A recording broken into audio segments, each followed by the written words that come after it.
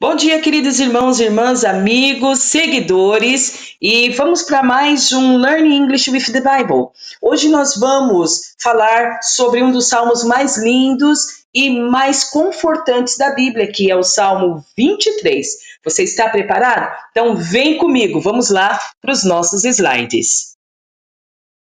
Ok, como é de praxe, vocês sabem, nós sempre lemos primeiro os versículos em inglês, depois nós lemos em português e aí vamos, né, fazendo aí o nosso estudo, né, comparando paralelamente os versículos. Ok, the Lord is my shepherd, I lack nothing.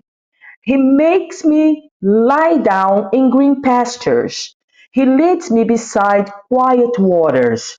He refreshes my soul. He guides me along the right paths for his name's sake. O Senhor é meu pastor, nada me faltará. Ele me faz deitar em pastos verdejantes, ele me conduz para as águas tranquilas. Ele refresca a minha alma. Ele me guia pelos caminhos certos, por amor do seu nome. O Senhor é meu pastor, nada me faltará. Ele me faz deitar em pastos. Ok, paralelamente agora vamos ver os versículos em português e inglês. O Senhor, the Lord, né? Nós já vimos aí em vários outros versículos desde quando começamos a nossa série de estudos Learning English with the Bible. E é legal porque a repetição faz você assimilar e aprender com muito mais facilidade, tá? Então, o Senhor, the Lord, é is, né? Is, nosso querido verbo to be. É, né? Meu pastor, my shepherd.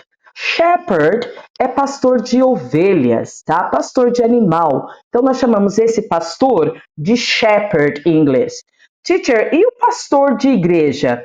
Pastor, em algum lugar chamam de priest, tá? Então depende do local, tá? Vai ser the priest or the pastor, ok? Nada me faltará. Nada é a palavra nothing, ok? I é o sujeito eu, ou o pronome pessoal eu. O me está ligado ao eu, nada me faltará, né? Para não falar nada eu faltará, não existe nada eu faltará, nada me faltará, ok? E lack é o verbo, coloquei aqui, ó, faltar ou carecer de algo, né? Então, to lack significa isso, ok? Perfeito. Vamos para a próxima página. Ok, versículo 2. Ele me faz deitar. He makes me lie down.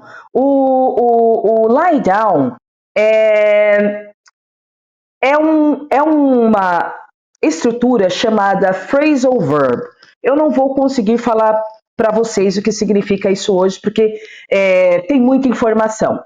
Mas significa deitar-se, tá? É deitar-se. To lie down é deitar-se. Tá aqui embaixo na informação. Então, ele me faz deitar. He makes me lie down, né? O make é o verbo fazer, como está aqui na informação, né? Então, ele me faz deitar em pastos verdejantes, in green pastures. Olha que legal, né? Green, todo mundo sabe que é a cor verde, né? In green pastures, pasto, tá? Ele me conduz, he leads me, né? To lead é guiar, liderar ou conduzir, tá? Então, he leads me, ele me conduz, né? Para águas tranquilas. O para aqui eu deixei ele separado do águas tranquilas, porque no inglês, no original, aqui, de novo, nova versão internacional, NVI, né? Está beside. E beside é uma preposição que significa ao lado, né? Ao lado ou junto a. ok? Na versão, eles colocaram para, e isso traz um pouquinho de confusão para alguns alunos de inglês, porque quando você fala para, você que já estuda inglês ou estudou, você vai lembrar de pelo menos duas palavrinhas, to, T-O, ou for, F-O-R, que as duas palavras significam para. O beside nunca significou para, mas significou ao lado ou junto. Né? Então, aqui a tradução ficou para águas tranquilas. Eu, Estela, se fosse traduzir, né? Ou seja, por que, teacher, que a tradução fica desse jeito? Você já notou que é versão, né? Todas as Bíblias traduzidas, agora tem várias, né? Todas é versão tal, versão tal, versão. A versão, ela faz isso, ela muda um pouquinho o sentido da tradução original, mas não mudando totalmente o contexto. Por isso que, às vezes, as palavras não são totalmente traduzidas como o original. Tá? Se eu fosse traduzir aqui o beside, eu faria assim, ó. Ele me conduz ao lado das águas tranquilas, ok? Mas eu acredito que quando fizer a versão, alguém deve ter pensado, ao lado fica um pouquinho esquisito, né? Tudo bem, pode ser. Mas a tradução original significa ao lado ou junto às águas tranquilas, tá bom? Quiet waters, né? Quiet significa calmo, quieto, tranquilo, né? Tranquila, né? E waters, águas, tá? Americanos falam waters, dependendo do lugar. O britânico fala waters, tá? E assim a gente vai se acostumando com o sotaque de cada país, ok?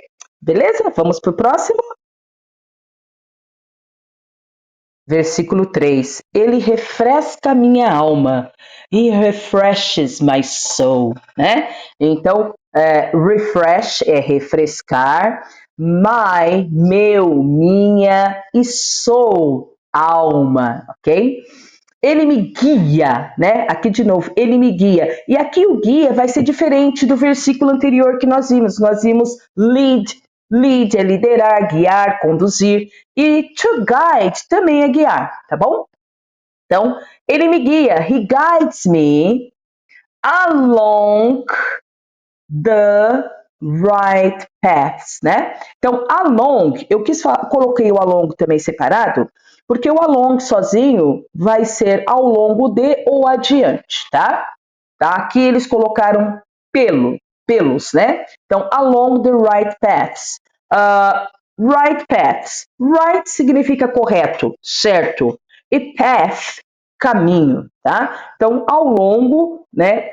Eu coloquei ao longo de caminhos corretos, mas eles colocaram pelos caminhos certos, ok?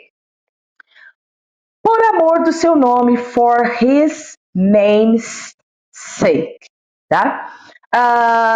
Ao for aí, né, que é por, pode ser para também, depende do contexto, né? Aqui você pode dizer, mas teacher, eu não estou vendo a palavra love aqui. Love é amor, né? To love é amar. Eu não estou vendo. E eu vou te explicar o porquê que o love não está aqui. Por amor do seu nome, está dentro de uma expressão, uma estrutura de expressão. Quando eu falo em expressão, você vai encontrar palavras dentro da frase em inglês que você fala, nossa, eu conheço essa palavra aqui, o significado dela é isso, mas dentro do contexto da expressão não vai ser, ele vai mudar. Eu vou te explicar na próxima página. O sake, a tradução original da palavra sake é causa, ok? Agora, por que aqui, teacher, for his name's sake, significa por amor do seu nome? Vem comigo para a próxima página que a gente vai ver. Como eu expliquei alguns minutos atrás, o sake significa causa. Só que no inglês nós temos muitas frases que nós chamamos de expressões idiomáticas, né? E o sake ele faz parte dessas expressões. Eu quero dar aqui alguns exemplos para vocês. Olha, tem a primeira frase aqui, ó, for the sake of clarity, que significa por uma questão de clareza. Veja bem, né? Olha lá, por uma questão de clareza. Mas, teacher, o sei que não é causa? É, mas aqui ele está dentro de uma expressão. E a expressão, gente, não tem regra, você aprende desse jeitinho que a teacher está colocando. Eu estou te falando que é uma expressão, você anota, se eu quero dizer em inglês que é por uma boa questão de clareza, então eu vou, já sei, for the sake of clarity.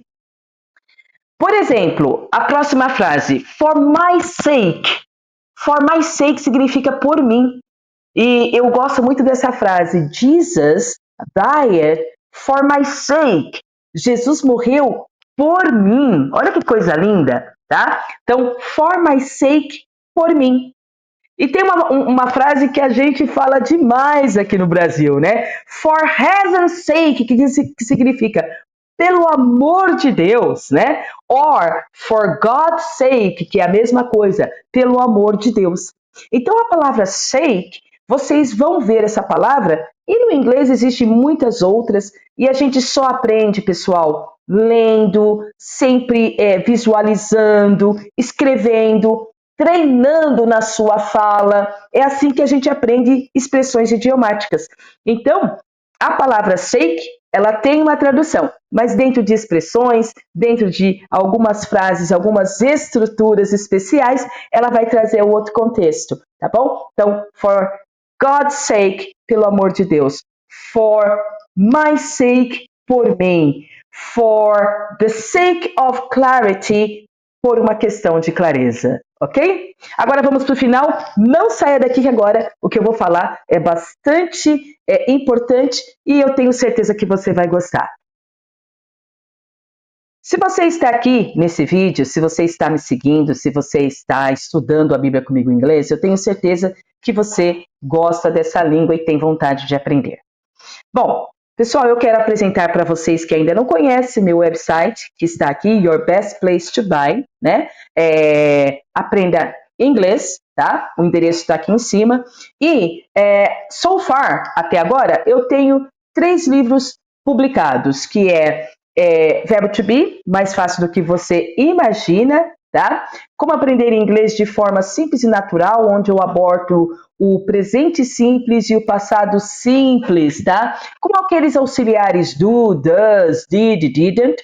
E também eu tenho Once Upon a Time, que é um livro de leitura. A leitura ela auxilia muito o estudante do inglês, porque é com a leitura que você vai passar por tudo aquilo que você aprendeu e aí você vai ficar mais livre, mais solto no inglês, ok?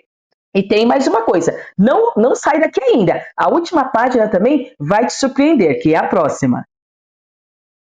E também pensando nos pequeninos, eu e o meu querido irmão Paulo, nós temos uma coleção de livros infantis para crianças. Mas não é qualquer tipo de livro não, pessoal. Não é. Os nossos e-books infantis, eles são bilíngues, em inglês e em português, e eles são histórias bíblicas, exatamente. Aqui eu coloquei só 3 exemplos, mas se você for lá no nosso site, o endereço está aí, você vai ver que nós temos mais de 10 e-books lançados. E, veja bem, são e-books coloridos, em 2 línguas, e se você comprar um e-book, você ganha de brinde o e-book para colorir da história que você comprou e também nós temos os áudios da história, tanto no português quanto na história em inglês, para o seu filho ouvir, né, a narração da historinha. Está no nosso Spotify